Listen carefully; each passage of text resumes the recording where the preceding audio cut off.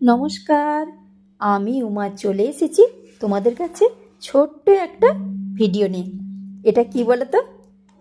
মাখন, মানে দুধ থেকে মাখন তৈরি করে ফ্রিজে আমি প্রত্যেক দিন কয়েকদিন ধরে জমিয়ে রেখে এই এতখানি হয়েছিল, তো ওভেনে আমি বসিয়ে দিয়েছি আর মাখনটা গলতেও শুরু করে দিয়েছে। এই যে গ্যাসটা আমি এখন মাঝারি থেকে হাই ফ্লেমের দিকেই রেখেছি।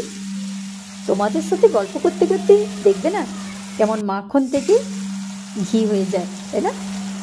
তো বাজারে তো সব জিনিসই পাওয়া যায়, কিন্তু বাড়িতে যদি বানানো যায় অর্গানিক উপায়ে ঘি, তার স্বাদ, গন্ধ, পুষ্টিগুণ অবশ্যই উৎকৃষ্ট মানের হয়, তাই না?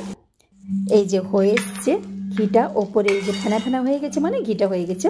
তো এটাকে আমি এখন একটু কড়া পাক করে নেব।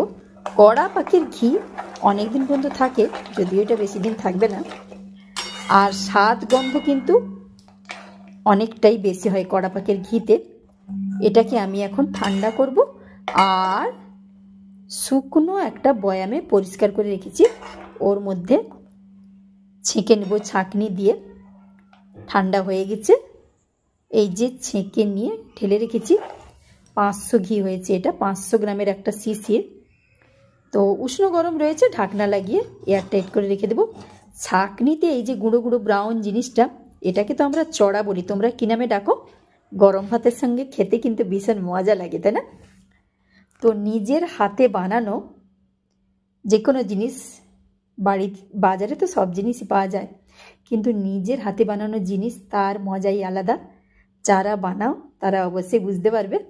তো সকলে ভালো থেকো, ধন্যবাদ সকলকে।